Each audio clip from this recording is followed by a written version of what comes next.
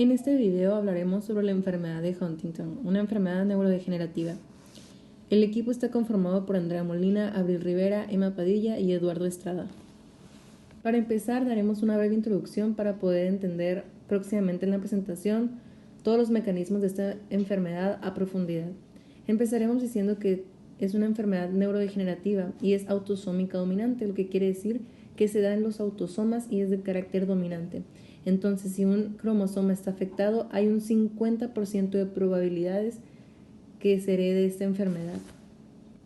Como podemos ver en la imagen de la parte superior derecha, donde un progenitor tiene un gen mutado y existe el 50% de probabilidades que uno de sus hijos salga afectado.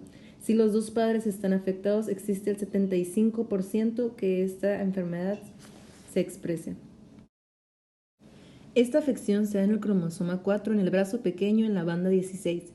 Es el gen IT15 que codifica para la proteína huntingtina, que en la actualidad se desconoce la función.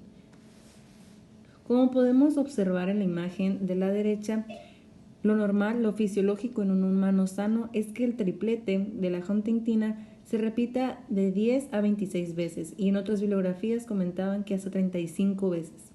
Cuando esta proteína se empieza a codificar más 35 veces, 36 o más, empieza a aparecer la sintomatología de la enfermedad de Huntington, que más adelante hablaremos de ella. Como podemos observar en la imagen de la izquierda, cuando existe el incremento de este triplete, empieza a haber una degeneración en las neuronas.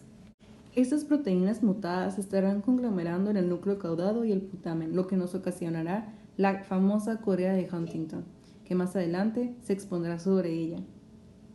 Hay una destrucción de una subpoblación de neuronas GABAérgicas en el núcleo caudado, y así comenzarán los movimientos involuntarios cuando desaparecen alrededor del 30 o 40% de neuronas del núcleo caudado. Como vemos en la imagen, existe una atrofia del tejido nervioso cerebral y de los ganglios basales, lo que me va a ocasionar también el alargamiento de los ventrículos. Esta enfermedad, como ya habíamos mencionado, es una enfermedad neurodegenerativa, por lo que los síntomas se irán agravando con el tiempo. Estos síntomas también se irán intensificando con el paso del tiempo, pudiendo llegar hasta la muerte. Las muertes más comunes en esta enfermedad es por broncoaspiración, una neumonía por broncoaspiración y por el suicidio debido a los síntomas psiquiátricos que presenta esta enfermedad con la destrucción de las neuronas, los cuales se presentarán más adelante en esta presentación.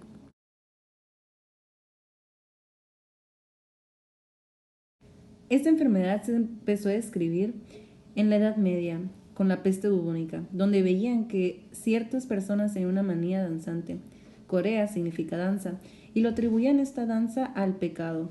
O sea, esto lo padecían los pecadores en esos tiempos. En la Navidad de 1021, 18 personas se encontraban afuera de una iglesia con esta danza. Después ocurrieron más casos en 1247, 1374 y 1518, donde la causa seguía siendo el pecado. Decían que si estos pecadores tocaban una reliquia o la iglesia de San Vito, ellos serían curados. Después de varios años, en el siglo XIX, Charcot, que fue el principal, él destacó que la corea, esta danza, era un síndrome neurológico y no a causa del pecado. Él decía, si uno de los dos padres lo sufre, inevitablemente uno de los hijos lo sufrirá, porque esta enfermedad nunca escapa a una generación. La enfermedad de Huntington no solo apareció en Europa, sino ya en todos lados del mundo por la emigración de la población europea a otros continentes. Después, en 1860, Christian Lund dio una descripción completa de la patología. Él determinó que era un deterioro cognitivo asociado, pero no fue tan reconocido y tuvo un impacto mínimo debido al alcance que él tuvo. Hasta que en 1872, Huntington, a los 22 años, escribió Oncorea. Todos lo mencionan como una descripción brillante y reconoció el carácter hereditario de padres a hijos de esta patología. Después, era muy conocido que en Venezuela, en Maracaibo, 1 de cada 10 personas padecían esta patología por la emigración de los europeos al continente americano. Américo Negret comenzó a visitarles y concluyó que era una enfermedad familiar autosómica dominante, con diferentes manifestaciones incluyendo la coria y la demencia. Después, Milton Wexler, que su esposa padecía enfermedad de Huntington, y Nancy Wexler, que es su hija, ella era neuropsicóloga, y también fueron a investigar a Maracaibo. Ellos, en 1983, identificado en el primer locus, y después, en 1993, el gen causante de la enfermedad de Huntington en el cromosoma 4. También encontré en diferentes bibliografías que James Bucela también identificó al gen causante, que estaba localizado en el cromosoma 4 donde está la proteína huntingtina. Ahora mencionaremos los síntomas de esta enfermedad. Los síntomas musculares van desde anomalías en la forma de caminar, el aumento de la actividad muscular, hasta espasmos musculares, movimientos involuntarios, problemas de coordinación o pérdida del músculo. También hay síntomas cognitivos como amnesia, confusión, dificultad para pensar y comprender, etc. En el comportamiento, como comportamiento compulsivo, falta de autocontrol, irritabilidad y se mueve nerviosamente. Psicológicos o psiquiátricos, la alucinación, el delirio, la depresión o la paranoia. Y por eso, como mencionamos anteriormente, el suicidio es una de las causas más comunes en la enfermedad de Huntington, ya que, como comentamos, también influye en el estado mental del paciente. A continuación observaremos un video donde se muestra la sintomatología de la enfermedad de Huntington en diferentes pacientes de diferentes edades.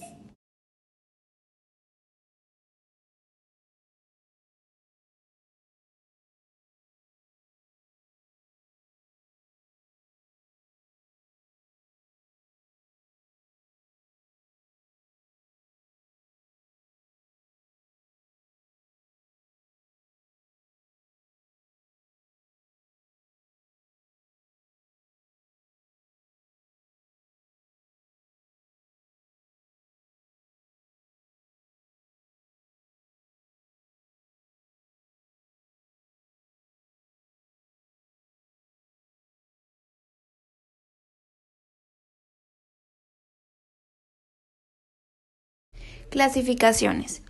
El número de repeticiones de CAG que entran en el rango normal son entre 26 repeticiones o menos.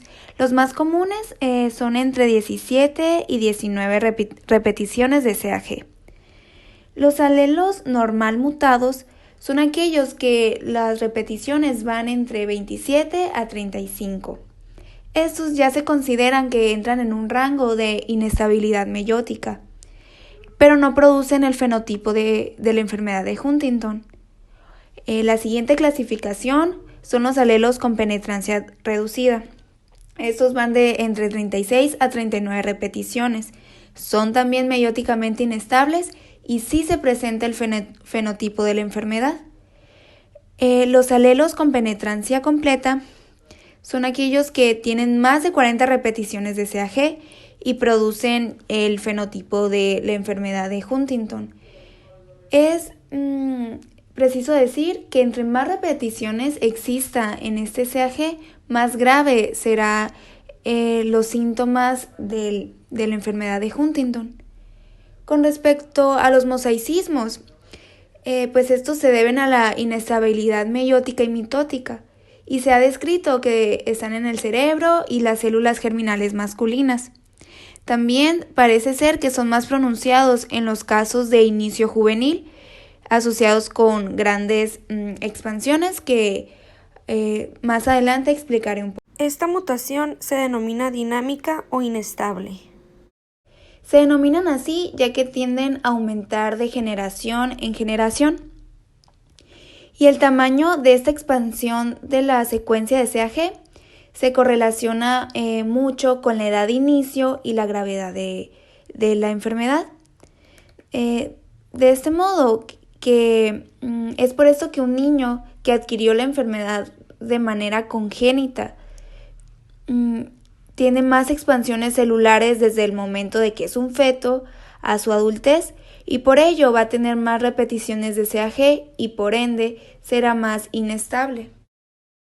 Entonces, mientras más repeticiones de CAG haya, más rápido se va a desarrollar los síntomas, y este fenómeno es conocido como anticipación, y es por eso que una familia con Huntington pues va a tener síntomas más tempranos por cada generación. Dicha anticipación genética es mayor si la enfermedad la transmite un varón. Esto es debido a que el tamaño de las expansiones es particularmente inestable en los espermatozoides y probablemente la meiosis repercute en gran medida en su inestabilidad, provocando así el número de repeticiones de CAG, lo que explica que la transmisión paterna es lo que provoca el fenómeno llamado anticipación. Toda la persona que es portador de una copia normal del gen, eventualmente, si viven lo suficiente, van a desarrollar los síntomas. Todos los niños nacidos de un progenitor afectado tienen un 50% de probabilidad de nacer con el gen que causa la enfermedad. Los que no han heredado el gen no desarrollan la enfermedad y no lo pueden transmitir a sus hijos. Hablando de una manera general, lo que pasa molecularmente es que la huntingtina que está mutada puede llegar a migrar hacia el núcleo y esto causa una alteración en la expresión génica del BDNF. Esta está involucrado en la plasticidad y en la supervivencia neuronal. Bueno, esto es brevemente lo que sucede en el núcleo.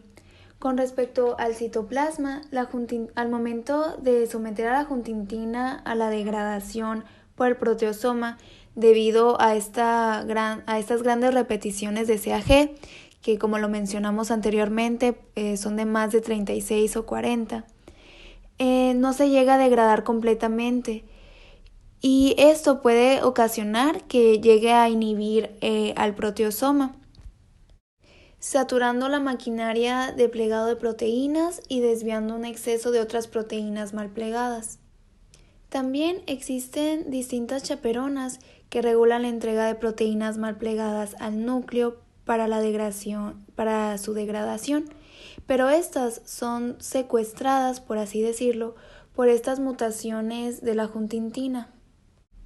También se demostró que dañan el transporte de proteínas, el transporte de vesículas y que esta acumulación de proteínas mal plegadas puede llegar hasta a las mitocondrias, lo que a su vez induce a un estrés mitocondrial y una toxicidad mitocondrial.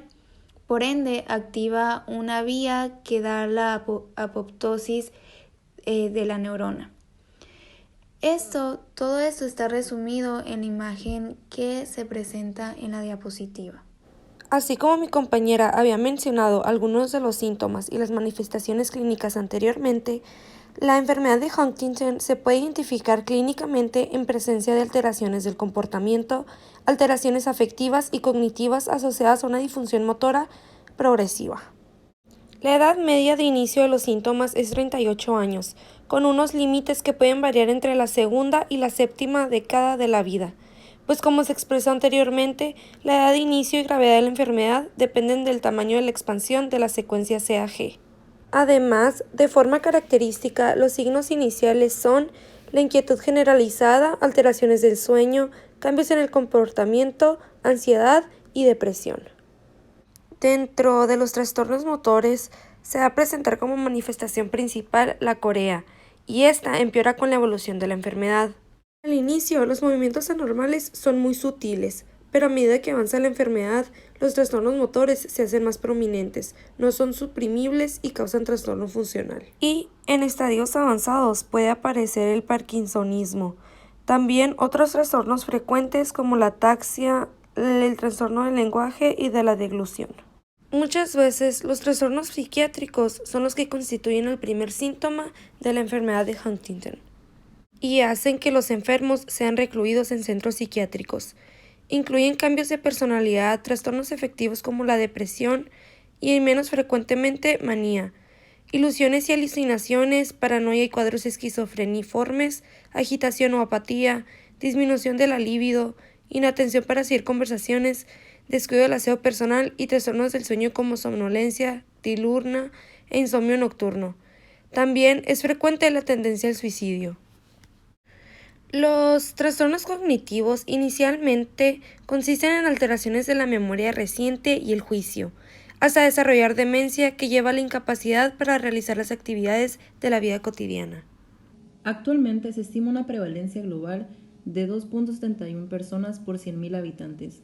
Es más frecuente en los descendientes de europeos, por lo tanto, Su prevalencia es mayor en países con mayor ascendencia europea como Estados Unidos, Canadá o Australia. En Estados Unidos hay aproximadamente unas 30,000 personas con la enfermedad de Huntington, pero 150,000 están en riesgo de padecerla por ser descendiente de personas con Huntington. Como mencionamos que esta enfermedad es autosómica dominante, entonces tendremos el 50% de probabilidad, si tenemos un padre afectado por la enfermedad, de que el hijo también la padezca. Estos datos y valores pueden tener un sesgo, ya que la enfermedad se puede empezar a manifestar desde niños hasta adultos, por lo que muchos pacientes podrán no estar diagnosticados con la enfermedad de Huntington por no estar presentando la sintomatología que la describe. Que estos pacientes, por tener el gen mutado, más adelante con el paso del tiempo y la destrucción de las neuronas, empezarán a manifestarlos. Se cree que en México existen alrededor de 8,000 personas con la enfermedad de Huntington. Las estadísticas exactas son difíciles de obtener, no solo porque nuestro país no cuenta con la infraestructura para llevar a cabo censos en este tipo de enfermedades, sino la falta de comunicación y educación a las poblaciones. El diagnóstico de Huntington se obtendrá primeramente por los datos clínicos, que son la base en la cual se creará la sospecha del diagnóstico. Ojo, se debe revisar el historial clínico familiar haciendo hincapié en el padre y en la madre, dado que el Huntington es una enfermedad de herencia autosómica dominante. Para obtener este tipo de información, se recomienda una comprobación de transmisión vertical de herencia autosómica dominante, mediante un pedigrí o un árbol genealógico con información genética. Este método es muy útil para reunir y organizar la información genética familiar. Las imágenes por resonancia magnética son esenciales para la detección de una lesión en los núcleos caudados, característico de esta enfermedad. Estas herramientas, combinadas con técnicas genéticas moleculares, darán un diagnóstico certero de Huntington, tales como el diagnóstico prenatal y el diagnóstico presintomático. El diagnóstico prenatal se basa en la obtención de ADN entre la 10ª y 12ª semana de gestación de las vellosidades coriales, o mediante amniocentesis entre la 14ª a la 15ª semana. El diagnóstico presintomático es el diagnóstico de una condición genética antes de la aparición de los síntomas de la enfermedad. Estas dos técnicas moleculares detectarán la expansión patológica del triplete CAG en el gen IT15. El tratamiento de Huntington debe ser multidisciplinario y aportar apoyo no solo al paciente sino también a sus familiares, por lo que es recomendable que intervengan asistentes sociales, genetistas, psicólogos y enfermeras conocedoras de la problemática de estos pacientes, además de un neurólogo. Aunque no existan tratamientos eficaces para ralentizar la progresión o retrasar el comienzo de Huntington, pueden y deben ser tratados los síntomas como corea, la depresión y la ansiedad. En la tabla se muestran fármacos usados para el tratamiento de la enfermedad de Huntington. Vienen los antipsicóticos, los típicos y los atípicos, los fármacos depletores de dopamina o sus inhibidores, las benzodiazepinas y los antagonistas del glutamato. Los únicos fármacos que se han demostrado eficaces en el control de la corea son los antagonistas de los receptores dopaminérgicos del cuerpo estriado y los inhibidores del almacenamiento o liberación de la dopamina, pero estos pueden agravar la bradicinesia y la distonía. Los antipsicóticos atípicos no suelen ser eficaces, ni tampoco el tratamiento para la demencia.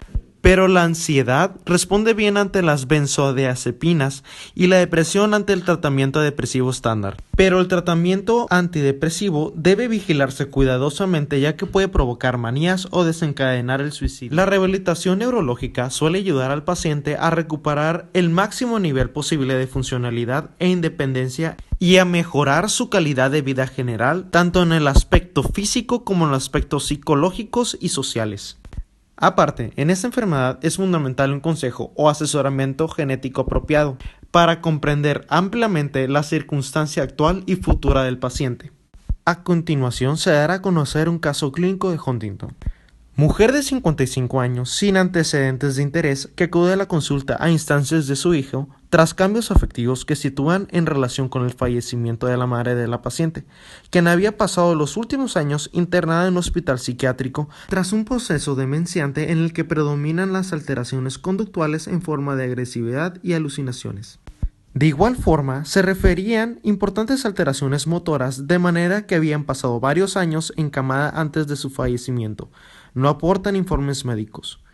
Indagando en otros antecedentes familiares, se señalaba que una hermana de la paciente también había fallecido hace años, tras problemas de nervios y severos trastornos del movimiento que le imposibilitaba la marcha. La paciente que nos ocupa mostraba en los últimos meses cambios del estado de ánimo. Se mostraba apática, con escaso interés en mantener sus tareas ocupacionales diarias, con tendencia al llanto y poca participación en reuniones familiares. Había realizado tratamiento con diversos fármacos antidepresivos, con respuesta parcial. De otra parte, le encontraban irritable, a veces con conductas agresivas. En circunstancias emocionalmente adversas, le apreciaban temblores e inquietud por todo el cuerpo. La entrevista inicial mostraba un paciente alerta, con reducción en la fluencia del lenguaje, que aparecía mal articulado y con ocasiones transformaciones fonémicas. La numeración estaba preservada. En el Mini Mental State Examination mostraba fallos en la orientación temporal y en el cálculo mental, pero con una puntuación en el límite de la normalidad. No había signos meningios, las pupilas y la oculomotricidad estaban preservadas, así como el resto de los pares craneales. No se apreciaba déficit de fuerza ni sensitivos. Los reflejos de estiramiento muscular eran simétricos con reflejos cutáneo plantares en flexión. En reposo y, más ostensiblemente, durante la marcha se ponían de manifiesto movimientos coreodistónicos en miembros superiores, los cuales también se apreciaban a nivel cervicocefálico y peribucal, con protrusión lingual ocasional, leve rigidez de predominio en miembro superior derecho, tras movilización activa contralateral. Signo de Froment. El examen general no mostró anomalías. Los estudios analíticos en sangre, velocidad de sedimentación globular, perfil bioquímico completo, estudio de función tiroidea, cobre y ceruloplasmina fueron normales o negativos. La radiografía del tórax era normal. En la resonancia magnética nuclear encefálica se apreciaba atrofia bilateral del núcleo caudado. En estas imágenes se puede observar las lesiones encefálicas causadas por el Huntington. Bueno, esto sería todo por nuestra parte. Muchísimas gracias por su atención.